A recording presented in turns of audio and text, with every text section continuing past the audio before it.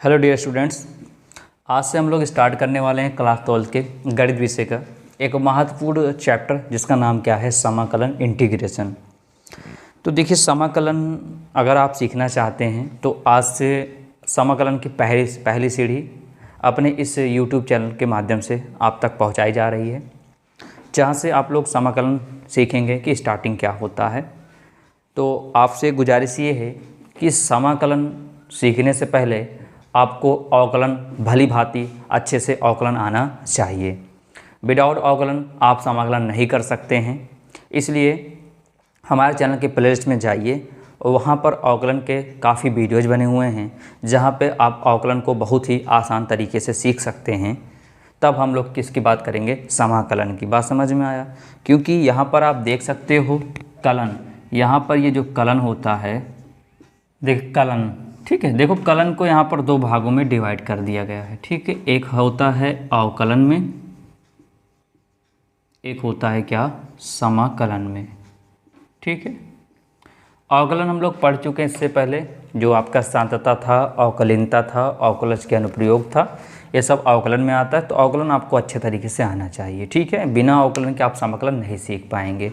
और समाकलन में क्या होता है, अनिश्चित समाकलन होता है। क्या होता है? अनिश्चित समाकलन होता है। फिर क्या होता है आपका, निश्चित समाकलन होता है, ठीक है। उसके बाद क्या होता है, समाकलन के अनुप्रयोग होता है। क्या होता है? अनुप्रयोग होता है। ये तीन टॉपिक इसमें आपको क्या करना है, भली भांति अच्छे से पढ़ना है, ठीक है।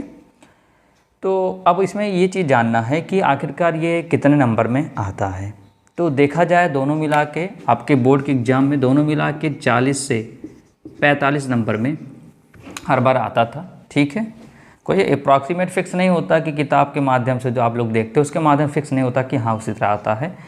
अब जब कोरोना का लॉकडाउन लगा था, कोरोना का समय था, तो अब सिलेबस तो आपके कट चुके थे काफ़ी, तो ये हो सकता है 40 से प्लस क्या, ये 55 से 60 नंबर का भी आ सकता है। बात समझ में आया?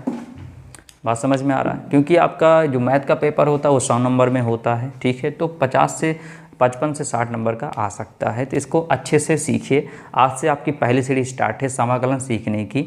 अवकलन हमारे पुराने लिस्ट चैनल के पुराने प्ले लिस्ट में जाकर आप देख सकते हो, वहाँ से आपको अवकलन समझ में आ जाएगा। तो आज से स्टार्ट करते हैं समाकलन, ठीक है। अब देखिए आखिरकार समाकलन होता क्या है, ठीक है। समाकलन होता क्या है? समाकलन अवकलन की व्युत्क्रम प्रक्रिया होती है। क्या होती है? समाकलन जो होता है, ध्यान दीजिए अच्छे से, समाकलन जो होता है वो अवकलन की क्या होती है, सॉरी अवकलन है ना, अवकलन की व्युत्क्रम प्रक्रिया होती है। क्या होती है? अवकलन की व्युत्क्रम, अवकलन की व्युत्क्रम प्रक्रिया होती है। इसका मतलब क्या हुआ, देखो बहुत आसान है, डिफिकल्ट कुछ भी नहीं है। समाकलन क्या होता है, अवकलन की व्युत्क्रम प्रक्रिया। मतलब जैसे हम लोग क्या जानते हैं, जैसे हम लोग पढ़े थे dy dx, x का अवकलन कितना पढ़े थे, 1 पढ़े थे, यही पढ़ा था ना। dy dx x का अवकलन 1 पढ़े थे। और अगर इसी का ये x का 1 होता है, तो अगर 1 का पूछें समाकलन क्या हो जाएगा, x हो जाएगा। हम जानते हैं x का अवकलन 1 होता है, लेकिन 1 का समाकलन कितना हो जाएगा, x हो जाएगा। तो आप देख रहे हो क्या हो रहा है, अवकलन का क्या हो रहा है, व्युत्क्रम प्रक्रिया क्या बोलते हैं, समाकलन बोलते हैं। बात समझ में? और जब ये dy/dx उधर जाता है तो क्या बन जाता है, इंटीग्रल बन जाता है ऐसा। और यहाँ लिख देते हैं dx, यहाँ कितना बचा आपका, x हो जाता है। बात समझे? ये dy/dx उस साइड जाता तो क्या बना देते इसको यहाँ से, ये क्या है आखिरकार, आप जानते हो समाकलन मतलब होता है सम, सम मतलब होता है सभी का योग। और सम में आप जानते हो सम का पहला अक्षर क्या होता है, s होता है। तो s को क्या किए हैं, ऊपर वाला हिस्सा ऐसे बढ़ा दिया गया है, नीचे वाला हिस्सा ऐसे बढ़ा दिया गया है, ठीक है। तो ऐसे इसको ऐसे बड़ा कर दिया गया है। बात समझ में आया? तो अब आपसे अगर कोई पूछे dy/dx का अवकलन कितना होगा, तो 1 होगा। और समाकलन पूछे तो इसी का उल्टा बोल दोगे, x आ जाएगा। dy/d इधर तक क्या बन जाता है, इंटीग्रेशन निशान बन जाता है। यहाँ ds लिख दे, 1 कितना हो जाएगा, x हो जाएगा। तो यहाँ तक बात समझ में आ गई। अब कुछ इंपॉर्टेंट सूत्र लिखा है, पहले हम लोग स्टार्टिंग में इसी सूत्र से स्टार्टिंग करेंगे, फिर धीरे धीरे बढ़ते जाएंगे, तो जो सूत्र आता जाएगा आपको बताते चलेंगे। बस ये है कि अगर वीडियो समझ में आएगा तो बिल्कुल लाइक करिएगा, और चैनल को अगर सब्सक्राइब नहीं किया होगा चैनल को अगर सब्सक्राइब कर लीजिएगा, ठीक है। देखो इंटीग्रल समाकलन x की पावर n ds क्या होगा, n में एक जोड़ देंगे उसी को नीचे लिख देंगे, ठीक है, और प्लस c लगा देंगे। c क्या होता है, अचर पद यानी कांस्टेंट नियतांक होता है, जिसमें बहुत सारे इसके मान होते हैं, इसलिए क्या लिख दिया जाता है, c लिख दिया जाता है, ठीक है। इंटीग्रेशन e की पावर x ds क्या होगा, ex से होगा। ax का क्या होगा, ax अपॉन लॉग a होगा, प्लस c लगाएंगे। इंटीग्रल 1 अपॉन x ds कितना होगा, लॉग x प्लस c होगा। और हम लोग जानते क्या थे, d/ds log x का 1 अपॉन x पढ़े थे अवकलन में। यहाँ पर क्या है, अवकलन का क्या हो जा रहा है, समाकलन हो जा रहा है, 1 अपॉन x का log x हो जा रहा है, तो उसी का व्युत्क्रम हो रहा है। आप देख रहे हो ना, क्या देख रहे हो, log x का क्या होता है अवकलन, 1 अपॉन x, इसी का व्युत्क्रम क्या होता है, समाकलन होता है। बात समझ में आया। चलो इंटीग्रल cos x क्या होगा, sin x होगा, और sin x का क्या होगा, minus cos x। Integral sec square x क्या होगा, tan x होगा, cos स्क्वायर x का माइनस cot x होगा। Integral sec x tan x dx क्या होगा, sec x प्लस c होगा। cos x cot x दिखता है तो माइनस cos x होगा। 1 upon under root 1 minus x square dx होगा, तो साइन इनवर्स x का भी होता है, माइनस कॉस इनवर्स x का भी होता है। ध्यान रखिएगा, वो अकॉर्डिंग दिस क्वेश्चन के अकॉर्डिंग ही लगाना पड़ता है क्या चीज़ लगने वाला है, ठीक है। यहाँ पर 1 upon 1 plus x square tan inverse x minus cot inverse x भी होता है। 1 upon x under root x square minus 1, इसका सेक इनवर्स x बराबर माइनस कॉसेक इनवर्स x। तो ये बेसिक से कुछ मानक फलनों के समाकलन थे। अब हम लोग लगाते हैं एक्सरसाइज 7.1 के क्वेश्चन लगाते हैं, और अच्छे से आप उसको समझिएगा, और एक बार दो बार प्रैक्टिस करेंगे 1 2 4 क्वेश्चन साथ में, तो आपको समाकलन अवश्य आ जाएगा, ठीक है। स्टार्ट किया जाए, चलते हैं, बात करते हैं। कह रहा है कि आपके एनसीईआरटी बुक का है प्रश्नावली 7.1, निम्नलिखित प्रश्नों के परीक्षण विधि से प्रति अवकलन ज्ञात कीजिए। देखो बहुत रिलैक्स होकर करिए, कोई दिक्कत नहीं है, एक एक चीज़ समझते रहिएगा। तो करते हैं यहाँ से पहला सॉल्यूशन, ठीक है। पहले क्वेश्चन क्या कह रहा है यहाँ से, तो यहाँ कह रहा है पहला इंटीग्रल साइन 2x और कितना बोल रहा है dx, ठीक है। देखो इसको हम सरल तरीके से बता रहे हैं कैसे किया जाएगा, इसमें कुछ माना वाना नहीं किया जाएगा, ठीक है। आप मुझे ये बताइए, ये साइन 2x है तो आपको थोड़ा सा हल्का सा दिमाग लगाना पड़ेगा। ये साइन 2x है तो सबसे पहले ये जो समाकलन देख रहे हो भूल जाइए, पहले देखिए अवकलन, ठीक है। तो साइन 2x किसका अवकलन, मतलब किसका अवकलन किए होंगे तो साइन 2x आया होगा। बात मेरे समझ रहे हैं। अगर पूछूं साइन x कैसे आया होगा, ये 2x को x मानिए, ठीक है, तो साइन x कैसे आया होगा, किसका अवकलन आप किए होंगे तो साइन 2x आया होगा। तो आप कहोगे अगर हम cos x किए होंगे तभी तो साइन आया होगा, बिल्कुल सही है। इधर देखो ध्यान से, तो यहाँ पर अगर हम लोग dy dx cos अगर 2x का अवकलन किए होंगे तभी तो साइन 2x आया होगा, भाई बहुत सही है, सही है। cos x का होता है माइनस साइन 2x, और जब 2x का अवकलन करेंगे तो यहाँ पर 2 हो जाएगा, और अब x का हो जाएगा 1। यहाँ तक बात समझ में आया। बस आपको थोड़ा दिमाग ये लगाना, भी देखो 3 4 क्वेश्चन ऑटोमेटिक समझ में आ जाएंगे, परेशान मत हो, ठीक है। साइन 2x कैसे आया होगा, अगर cos 2x का अवकलन किए होंगे तभी तो साइन 2x आया होगा। अब देखो हमको चाहिए क्या, केवल साइन 2x चाहिए, तो साइन 2x को छोड़ देते हैं, छोड़ दिए। इधर कितना चल रहा है, dy dx cos 2x, इधर -2 गुणा में कहाँ आ जाएगा, -2 भाग में आ जाएगा। अब वही हाल करेंगे, अभी बताया था थोड़ी देर, ये कहाँ चला जाएगा, ये भेज देंगे इस साइड, क्या बन जाएगा, ये बन जाएगा इंटीग्रल, क्या हुआ यहाँ पर साइन 2x और हो गया dx बराबर कितना, इसको लिख सकते हैं -1/2, और cos 2x क्या लगा देंगे, प्लस c लगा देंगे। आई होप आपको समझ में आ गया होगा, कोई दिक्कत नहीं आई होगी। बस ध्यान रखना साइन 2x किसका अवकलन होगा, मैंने कैसे ऐसे आया होगा, जब cos 2x करेंगे तो साइन 2x मिला होगा, और 2x करेंगे तो 2 हो जाएगा, और x का हो जाएगा 1। ये गुणा में कहाँ आया, भाग में, इसको उधर भेजा बन गया इंटीग्रेशन और dx, आ गया आंसर। देखो यही मिल गया ना, इतना समझ में आ गया, कोई दिक्कत नहीं आई। इसको लिख लीजिए, इसको मिटाते भी चल रहे हैं क्योंकि स्पेस कम है तो लिखने में प्रॉब्लम आएगी, ठीक है। तो क्वेश्चन लिख लिए होंगे, चले इसको इधर समझा दिया जाता है। कौन सा है, दूसरा है इंटीग्रल cos 3x, और अब मुझे बताइए cos 3x कैसे आया होगा, जब आप sin 3x का अवकलन किए होंगे तो cos 3x आया होगा। तो लिखते हैं क्या, dy dx sin 3x जब इसका अवकलन करेंगे तो कितना होगा, साइन का होता है कितना cos 3x, और जब 3x करेंगे 3 बाहर आ जाएगा, x का हो जाएगा 1। अब फिर बताओ यहाँ से क्या करेंगे, हमको cos 3x निकाल लो, क्योंकि जिसकी आवश्यकता उसको निकाल लो, इसकी आवश्यकता निकाल लिए, ठीक है।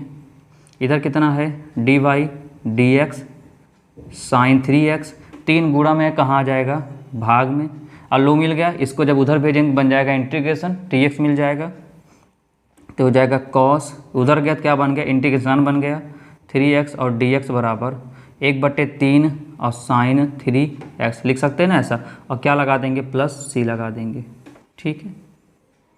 तो क्लियर हो गया क्वेश्चन। अब कोई दिक्कत नहीं आई होगी, यहाँ तक कोई प्रॉब्लम आपको नहीं आई होगी, क्लियर है। अब अगला देख लेते हैं, तीसरा क्या कह रहा है, इंटीग्रल e⁻2x और dx, ठीक है, 2x और dx।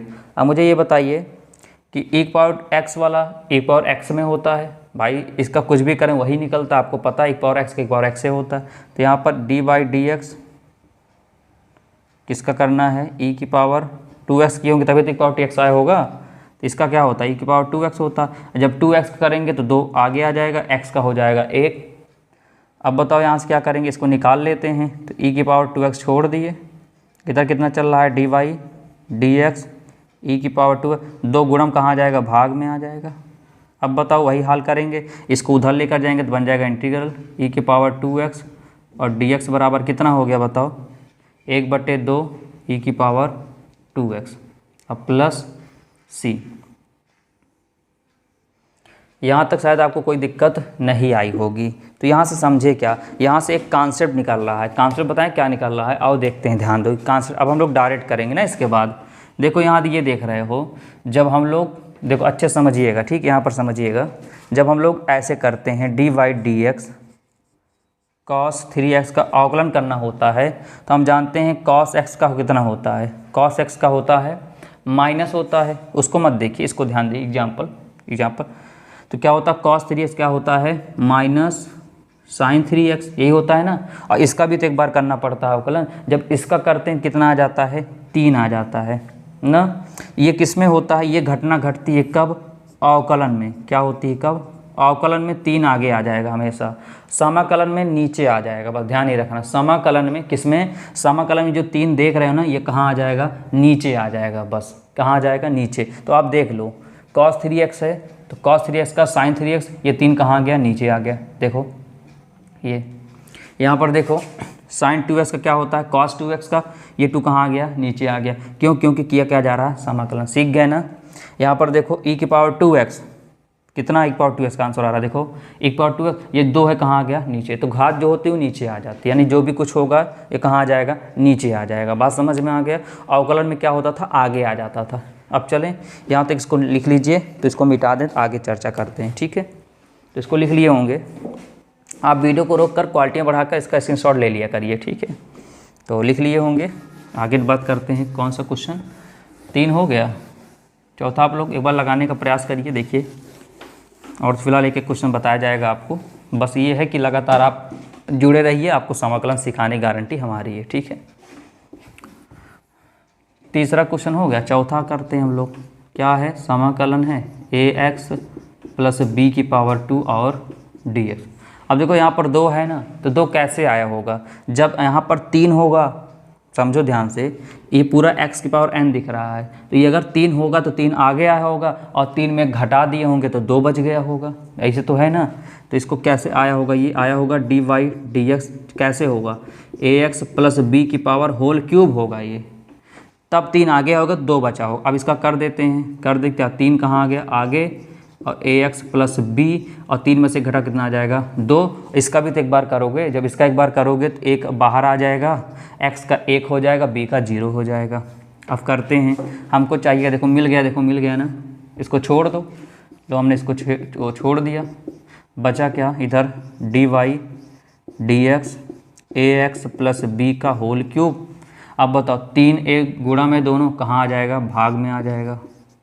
अब वही हाल करेंगे, इसको उठा के उधर भेज देंगे तो क्या बन जाएगा, ये इंटीग्रल, उधर इंटीग्रल, बचा कितना, ax + b⁻², और कितना आंसर बचा आपका, 1/3a बचा कितना, ax प्लस बी का होल क्यूब प्लस सी। ये क्या आ गया आपका आंसर आ गया। बात समझ में आया? यहाँ तक शायद आपको कोई दिक्कत नहीं आई होगी, क्लियर होगी पॉइंट को। अब नेक्स्ट बात करते हैं किसकी, नेक्स्ट आपको बात करते हैं किसका, यहाँ पर बात करते हैं चौथा हो गया, बात करते हैं पांचवा की बात करते हैं। ठीक है, देखो पांचवा कैसे लगेगा। ठीक है, चलिए पांचवा क्या है आपका, ये है। ठीक है, तो इसको आप चाहे तो अलग अलग करिए, जैसे अलग आप तो सीख गए होंगे कैसे। देखो हम डायरेक्ट आपको सिखाते हैं। पांचवा है ना, यहाँ से कर देते हैं नीचे से, कितना है sin 2x माइनस 4e की पावर 3x। अब आप डायरेक्ट कर सकते हैं। ठीक है, अब आप डायरेक्ट कर सकते हैं कैसे, देखिए माइनस प्लस का मतलब ये होता है जितना इतना पद है सभी पद, कितने पद दिख रहे हैं, एक पद ही एक पद ही, क्योंकि माइनस लगा एक पद ही एक पद, दो पद दिखा तो आपको पता अवकलन भी करते थे, माइनस प्लस जितना हो सबका अलग अलग कर दे, तो अलग अलग कर देते हैं। इसको आई मान सकते हो, आपकी इच्छा है। sin 2x dx minus integral 4e की पावर 3x और dx। ठीक है, अब इसका करेंगे, देखो आपको पता है यहाँ से करेंगे क्या, इंटीग्रल sin 2x dx। आपको पता है इसके साथ में 4 गुणा है, तो देखो जो अचर पद होता है, जो गिनती हो गई या a हो गया या b हो गया या c हो गया, सब अचर पद होते हैं। और अचर पद क्या होता है, जो मानक फलन होते हैं, अगर उनके साथ दिया गया तो उनको हम लोग बाहर कर देते हैं। तो 4 यहाँ पर अचर पद, इसको बाहर कर दिए। ठीक है, आप देख रहे हो पूरी भूमिका अवकलन की निभाई जाती है यहाँ पर। ठीक है, तो 4 को यहाँ से कर दिया बाहर, बचा e की पावर 3x और dx। अब देखो अभी किए थे, यहाँ पर कर लेते हैं। sin 2x क्या होगा, cos 2x, अभी तो जस्ट किया गया था इसका। sin 2x क्या होता है, cos 2x, लेकिन होता तो है, लेकिन आप देखो sin 2x को माइनस में होता है, किस में होता है, माइनस में होता है। ठीक है, और यहाँ पर क्या कर दिया, अपॉन में क्या कर दिया हम लोग, यहाँ पर 2 कर दिए, क्या कर दिया यहाँ पर 2 कर दिए। ठीक है, माइनस cos 2x अपॉन 2, अब बचा माइनस फिर 4, देखो e की पावर 3x का e की पावर 3x होगा, और 3x करोगे तो कहाँ जाएगा, 3 नीचे, अब प्लस c, अभी तो बताया गया आपको। sin 2x करोगे तो cos 2x होता है। ठीक है, लेकिन क्या लग जाता है, माइनस लग जाता है। ठीक है, अब बताया था, अब आगे नहीं जाएगा क्योंकि अवकलन नहीं करो, समाकलन कर रहे हो, तो 2 नीचे आ गया, e की पावर 3x हो गया, 3 कहाँ आ गया, नीचे आ गया, तो आपका आंसर आ गया। ठीक है, तो बात करते हैं कितना, छठवां क्वेश्चन की ओर बात करते हैं। ठीक है, तो इसको मिटा दिया जाए।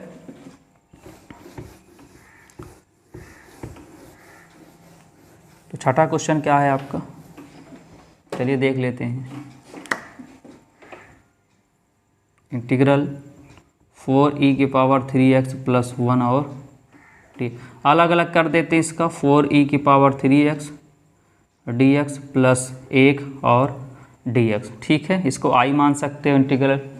अब बताओ 4 को कर दिए बाहर, बचा e की पावर 3x dx प्लस 1 और dx। तो आप बताओ यहाँ से 4 ये हो गया, e की पावर 3x कितना होगा, e की पावर 3x होता है, और 3 कहाँ आ जाता है, नीचे। अब तो क्लियर हो गया होगा, प्लस इंटीग्रल 1 dx, देखो 1 dx कहीं दिखा, 1 dx, अच्छा लिखा ही नहीं, इसमें लिख देते हैं, देखो ध्यान से एक फॉर्मूला और यहाँ से ऐड कर देते हैं हम लोग।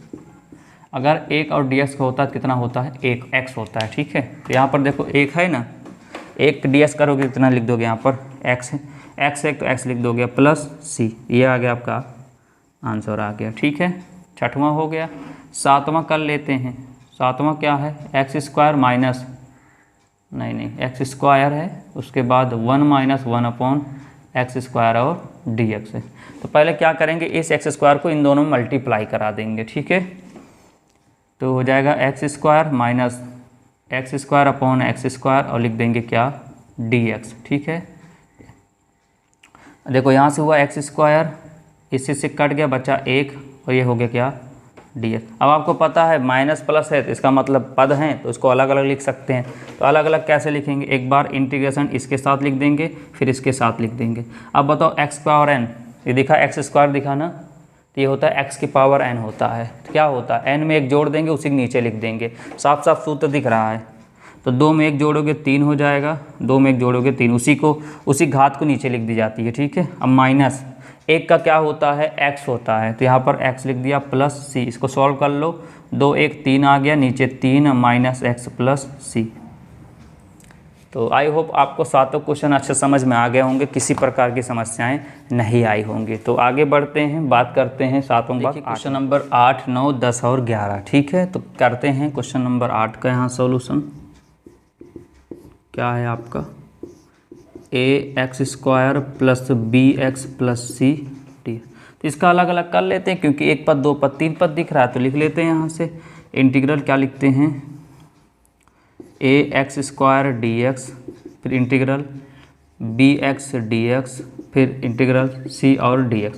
अब आपको पता है, बताया गया था x² वेरिएबल है, x भी वेरिएबल है, a b और c क्या है, कांस्टेंट पद है, तो बाहर आ जाता। a को बाहर कर दो, बचा x² dx, यहाँ से b को बाहर कर दो, बचा x dx, यहाँ से c को बाहर करो। जब c बाहर हो जाए तो कुछ नहीं बचता है, जब कुछ नहीं बचता है तो हमेशा जानते एक होता है ना।